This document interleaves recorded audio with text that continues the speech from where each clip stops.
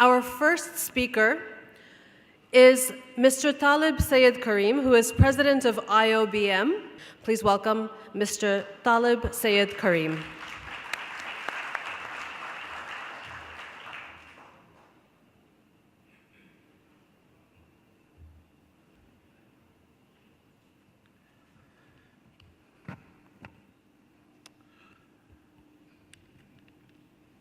Assalamu alaikum and good morning.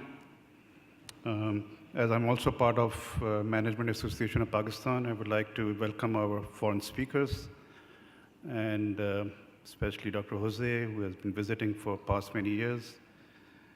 And Karachi is a very vibrant city, and we play a good host for our visitors, and I hope you'll enjoy your stay here.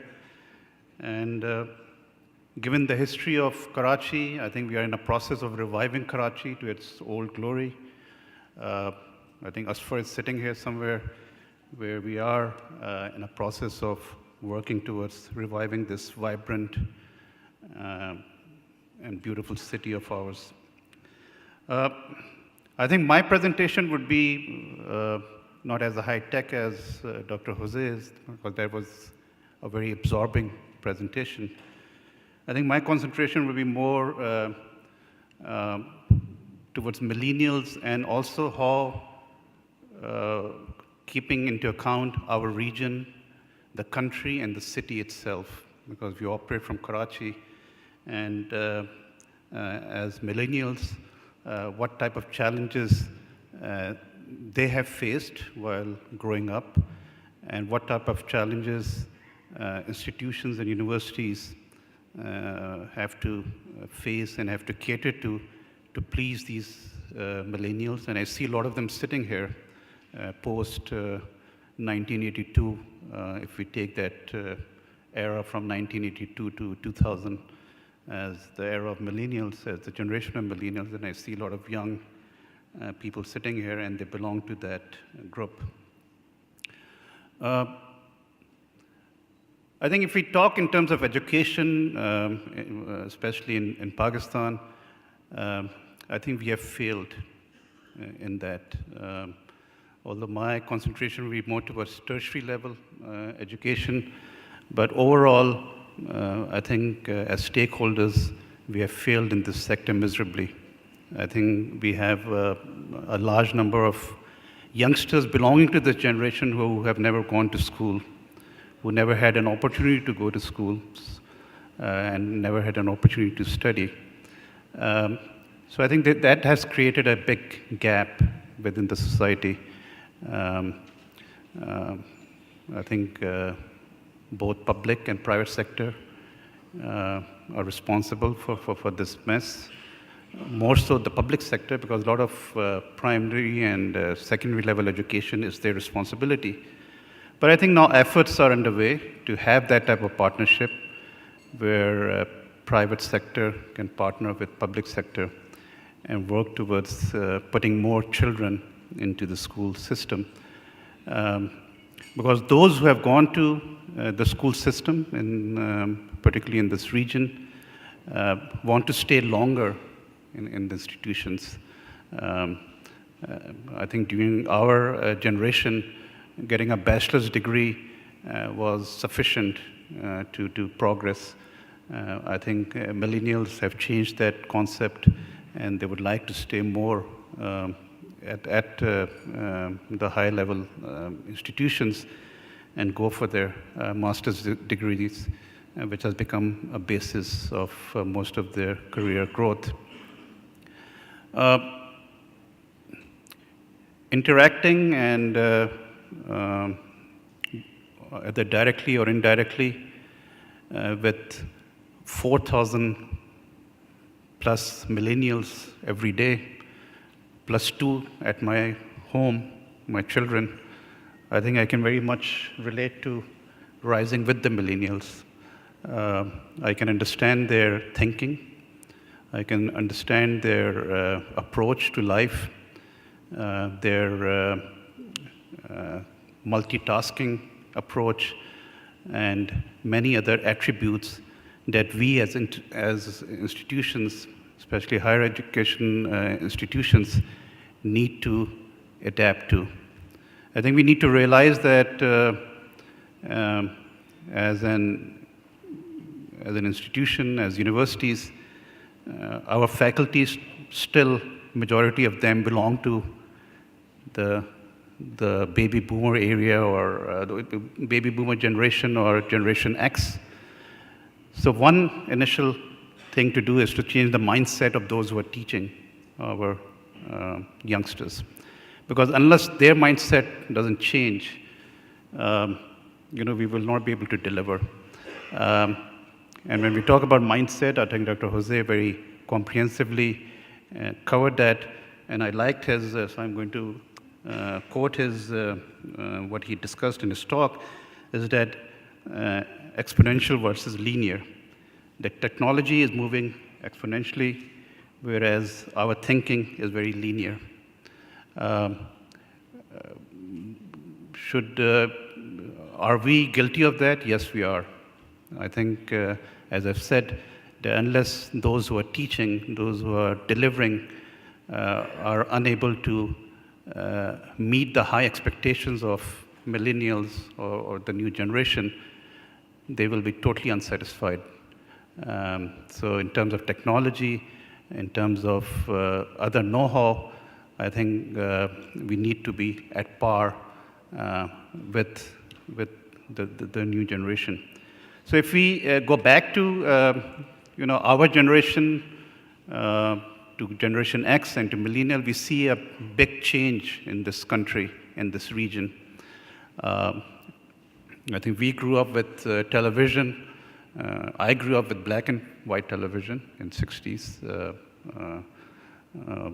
8 p.m. was the drama, 9 p.m. was the news, and that was the end of the entertainment at our homes. I think the next generation also, although there was not much technological development, but things started taking shape. But this generation, the millennial generation, I think they went through that whole system of technology evolution, and the way technology took its firm grip in youngsters' minds.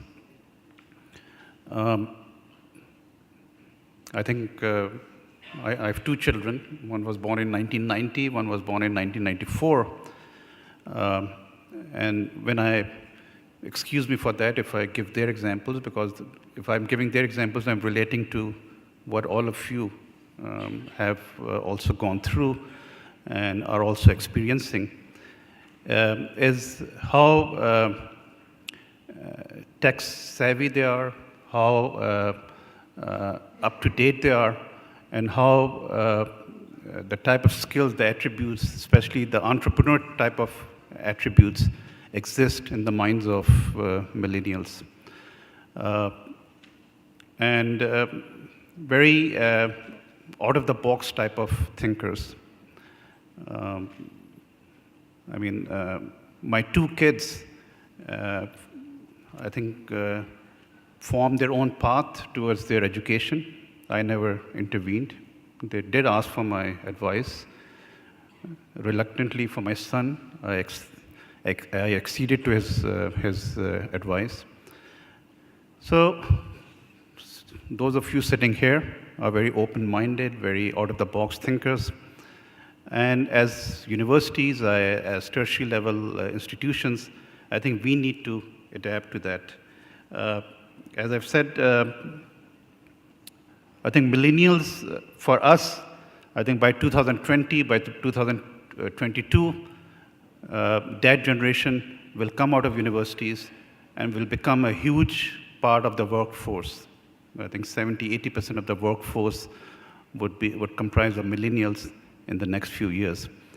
I think we now have to worry about, as a university, as an institution, to cater to that generation which is coming up in the next few years and will be entering the mainstream of universities, those who are born this century, that is after 2000.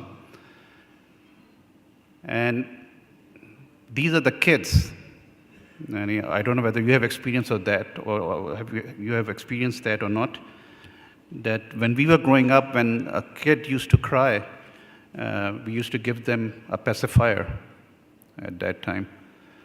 I have personally experienced that a 2-year-old crying and their parents giving them the smartphone or the iPad to pacify him. I think it's true for a lot of us that we have seen that. So we'll be catering to that generation, which is basically literally born with smartphones and iPads in their hands. And they'll be coming to the universities, and their expectations is going to be huge in terms of what they expect from their teachers and what they expect from their institutions because of their knowledge base. So in a way, to cater to millennials, we have to shift to the teaching methods that can satisfy them, that can bring in or be at par with the unique attributes that they possess.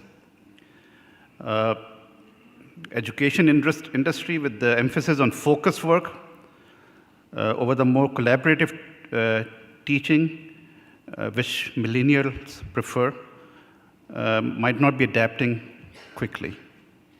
Okay, so we need to adapt more quickly towards what their expectations are. They are not passive learners. They do not do well in that. And we have to bring in technology. We have to bring in those type of teaching methodologies in the classroom to cater to their needs and requirements. Even the trend towards millennials using iPads and laptops is much more leaning towards that rather than desktops. I think a lot of youngsters now don't use desktops. So everything that is part of them, which they possess, is right here, over here in this the device that they carry with them.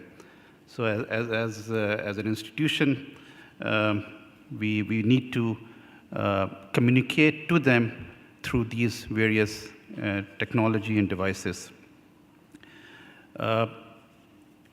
If we look at influence of millennials on business sustainability, and these are from various studies and papers that, am I changing this? Sorry. One thing I just want to add with this social network, that although it's a great device, the social network and Twitter and other means of communication, I think it has also, in a way, it has become a way to vent your anger through these various communication devices, which in a way is negative. I think a lot of these are used positively, but whether you vent your anger against institutions or your organizations or your colleagues, I think that is one area that is the weak point of this, but not very serious as such. I think if we look at some of the unique attributes of millennials, and Dr. Jose had touched upon a few of these, is being digital savvy, teacher versus student speed, which I just mentioned, that if those who are delivering are not at par with their students, then there is going to be, the learning will not take place. No boundaries, multitasking. I think you are very good at it. We are not. I think most of you sitting here in front of me are excellent in multitasking. I mean, I've experienced FaceTiming with my daughter. She's in Australia. And while I FaceTime and I concentrate in talking to her, she's texting, eating a sandwich, and maybe doing a third thing, and multitasking while communicating with me. So you are excellent in doing that. Zero tolerance for delays. I think when we talk about reality no longer real, that means that sometimes what you see is not because of the technology itself. When we talk about different characteristics of a millennial, and I'm just going to add to that, I don't have too many slides, so I'll be just speaking. And these are from different studies that have taken place: is speed, goal, challenge, no boundaries, and no hierarchy. I think these are some of the traits of this generation. They want to study at their own speed. They want to see things changing around them in sync with the fast rate of change in the environment. And we need to, again, look at their speed and be at par with them or at pace with them. No boundaries. As I've mentioned earlier, they think out of the box and boundaries. So the assignments, curriculum, and program study should therefore have no subject boundaries or other conventional boundaries. It's difficult said than done. I think it's very easy to state that, but in order to implement that. So the key word, and one of my colleagues told me or warned me yesterday not to use too much of that, because it has been used so many times that it has lost its meaning, and that is of experiential learning. That the key word now in most of the universities is that of experiential learning and holistic education. So the attributes of this information age mindset, and again, it's through the research, it's not what I'm saying, is that for millennials, computers are not technology. It's part of their lives. Doing is more important than knowing. So basically, unless they are put into a more, and I'll talk towards the end about what we are doing as a university, and not just us, not just Institute of Business Management. I think most of the universities, especially business universities, are now following this type of path to adapt to the attributes of millennials.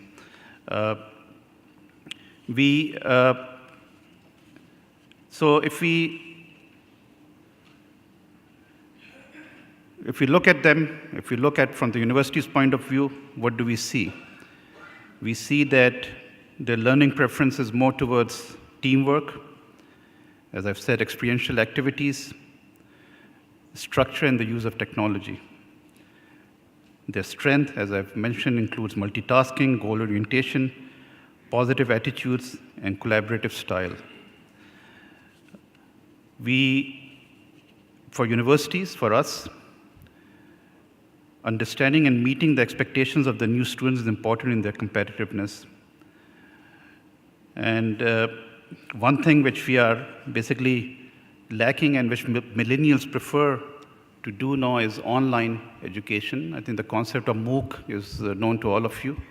I think as an institution, we have not been able to, especially in Pakistan, we have not been able to really adapt to that. But I think time is coming that massive open online courses we should start offering, and these are of course free courses that needs to be offered to the community as a whole. We have to increase collaborative learning projects, and I think that's what we are doing in a way. I think if we look at this passive teaching methods that we have been, that we are used to as students, and this is the retention, the millennial retention. I think this is, I think the reference is given towards the end. Lecture 5%, so the retention of a lecture is only 5%. Reading 10%. Audiovisual 20%, and demonstration 30%. So if you look at this pyramid, the passive teaching methods is gone. I think which we were used to. Many universities, sorry, this keeps on changing. Many universities still follow this passive teaching methods, but are we reaching out to these millennials through this teaching method? I think that needs to be explored and looked into because with the type of mindset that this generation carries, I don't think that will be very effective, and that is very effective nowadays. If you go down to the red area, the participatory teaching methods, group discussion, the retention is about 50%, practice by doing 75%, and teaching others 90%. That is, give them the leadership role in terms of when they are learning, try to put them on the other side of a leadership. I think most of the universities now, or at least some of the universities now, are, at least in Pakistan, are following the last two pyramid, the bottom two, which is practice by doing, which is experiential. I think both are very experiential in nature for them to have more absorption and retention in terms of teaching methodologies. I think these are traditional approaches that, as I've said, has failed, and a more project-based approach is required for us to make a difference in terms of this. I think towards the end, I just would like to, and these notes were passed on to me by our dean, who's the architect in terms of this experiential learning and changing. So what we did a few years ago is that we got together with the corporate and we said that let's change the curriculum and let's cater to the new generation so that the expectations of employers is met once they come out of the universities. And we went on and changed the whole curriculum of our MBA program and made it more experiential in nature. So experiential learning, as I've said, that again, a colleague warned me about not using experiential learning too many times, but I keep on repeating that. But experiential learning is about learning by doing, which is connected with real-life issues and problems. Experiential learning projects obtained from industry provide an environment for learning where students obtain holistic learning cutting across subjects and disciplines. Capstone projects are the experiential learning projects that are obtained by our faculty from the industry and are assigned to the final year students of our MBA programs. As I've said, this was started a few years ago. Till date, we have completed 250 projects, 50 are in progress. Projects have been obtained from over 120 leading local and multinational companies. Some of you are sitting here, and if you're part of the project, then I'm sure you know what I'm talking about. What was the advantage? Some of these students got employment in some of these companies on the basis of their performance. The companies have acknowledged the value addition through these projects. From the students' point of view, what was the result outcome? Students are much happier, engaged and motivated on real-life projects. They surprise the industry organizations and the teachers. Experiential learning is where not only the students learn, but all involved also learn. Teachers, students, and the organizational collaborators become part of this mutual learning. Even we as administrators and deans are also learning with the students. The quality of these projects have been compared by many such multinationals to be at par with, if not better, than major brand names in research. So, in a way, I think we try, and we have tried, to bring out the attributes of this generation and try to bring into our curriculum so that once they are out of these institutions, they are able to, first of all, be satisfied, be happy, and are able to apply these attributes in the places they'll be working. I think one very unique and great attribute that I find amongst our students is would be their entrepreneurial skills that the way they think, the way they want to sell their products, and the way they want to market themselves. I think towards the end, I would like to say that as universities, as institutions, I think we need to adapt much more quicker, much more faster to satisfy the needs of the millennials. And now, as I've said initially, the next challenge would be the new generation, which, as I've said, was born in this century. And there'll be a huge challenge and task for our universities, professors, and others to cater to those needs in the next few years. I thank you very much, and thank you for being patient. Thank you.